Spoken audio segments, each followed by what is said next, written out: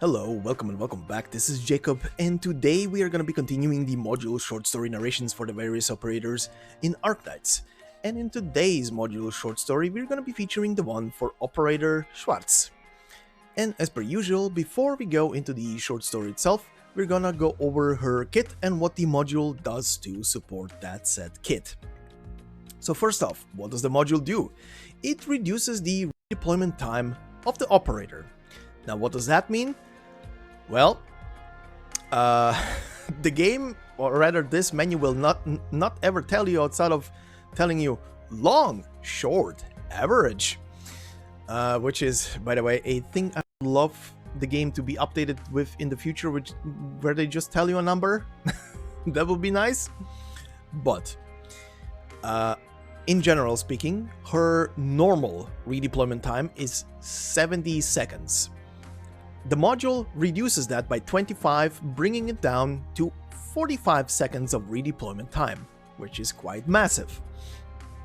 Outside of that, as a heavy shooter, she has a lot of attack, 930 on level 60 E1, with the module equipped, obviously. The module does boost her attack a tiny bit up. And then we go to the talents. Talent-wise, first talent has a 20% chance to proc on every hit she delivers. And when it procs, it increases the damage of that attack to 160%. And it also reduces defense of the defense of the target by 20% for 5 seconds. The second talent is when she is when Schwarz and at least one more sniper operator are on the battlefield, all sniper operators gain a flat 8% attack increase, which is nice. On sniper heavy maps, that is very nice. And then we go to the skills. First skill is a auto skill, which when it triggers, and it triggers quite a lot considering it only needs 4 energy to basically be used. The next attack will deal 190% damage, and it also increases the chance of the talent, the first talent, to trigger with a 70% chance. So just as a reminder, the first talent has a flat 20% chance to proc every hit. This one just sets this very attack to 70% chance to trigger, which is quite massive, considering how often she can do this. Her second skill boosts her attack by 100% while it's active. It is a manually triggered skill. It also increases the chance of the talent to trigger to 45%. So instead of 20, we have 45% chance. And then we have her third big and signature skill, which is also a manual skill that lasts for a certain while, which boosts her attack by 140%. It also makes it so that the talent will trigger every single hit. So yes, every single hit will proc another 160% attack increase. But it has a big negative, which is the fact that she now can only hit, instead of this little area around herself, which is a 3x3 grid, including her position, it makes it so that she can now only hit the 3 tiles, and this is on rank 7 by the way, the 3 tiles right in front of her. So she becomes pretty much a Ifrit, but with a shorter range, sort of speaking. But if you do go to Mastery rank 1 with this skill, doesn't matter for the next 2 Mastery increases, but Mastery rank 1 gives you 1 extra tile, which makes it this 3 into a 4. So she does gain a bit more range on it, but still, this skill is her bread and butter. She does a shit ton of damage with it, can melt pretty much anything with this skill very fast, especially in, for example, integrated strategies where you can just massively overboost attack speed with certain trinkets. That is insane. But the big negative again of the skill is that she only hits that narrow little line in front of her, which requires her to be very specifically placed, and if there is no placement for her and she's just gonna be placed in the line of fire for other units that target ranged units, well, you know how that goes.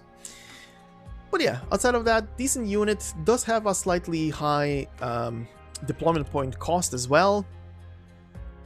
Would love if she would do, or rather have a bit more range, because that doesn't really make her that much flexible, at least in my opinion. There's probably someone who can teach me otherwise, but again, look, there are reasons why I don't use her quite a lot, and it's pretty much the very, very short range that she has. But outside of that, when it comes to her module itself, the art for it is essentially just a disassembled crossbow, her very own crossbow.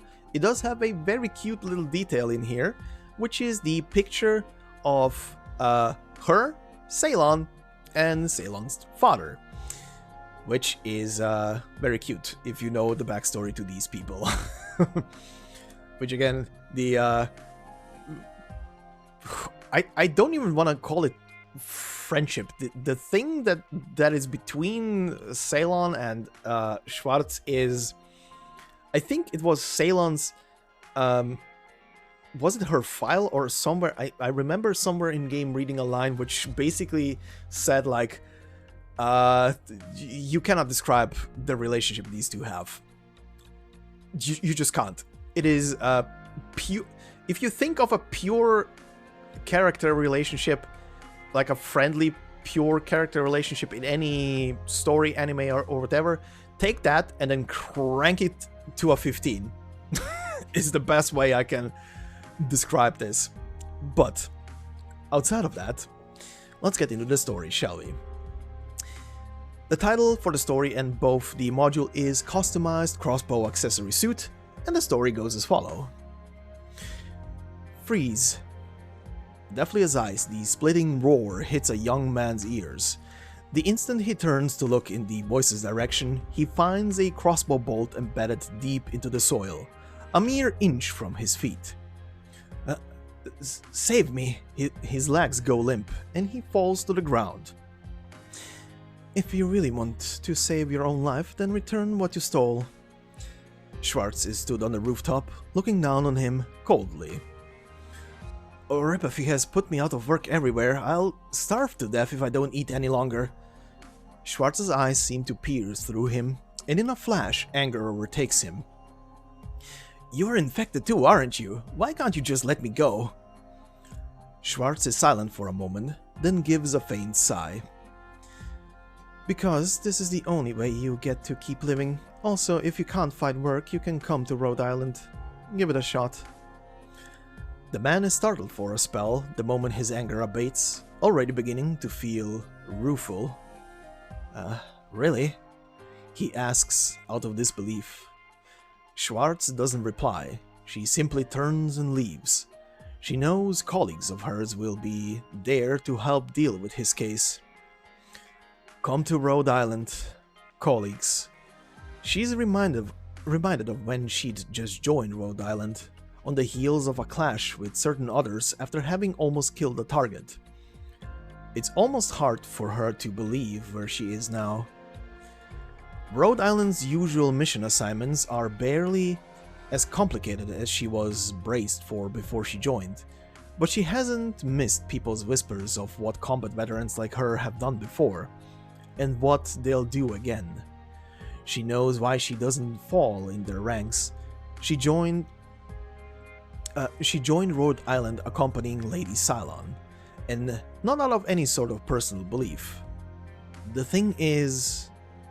She stops, looks back, and sure enough, a fellow co-worker is comforting the dejected youngster. And infected. For the longest time, Lady Ceylon's dedication to curing Schwarz's oripathy never really clicked with her, because she never felt her life was that important, nor did she think oripathy was that exceptional.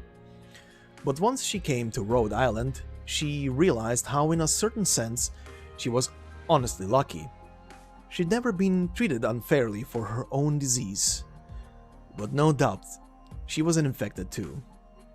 She used to always accompany Lady Ceylon as she fumed, wait until she'd calm down, and then brew her a cup of black tea.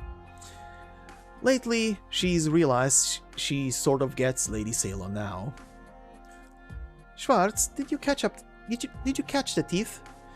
Just as she's barraging a local with geology questions, Ceylon sees Schwarz has come back and waves excitedly at her. She nods and is there by Ceylon's side in just a few short leaps.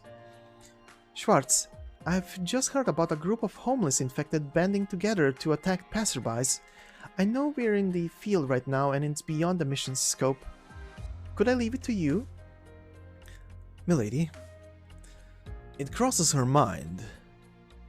Maybe I can do a little more.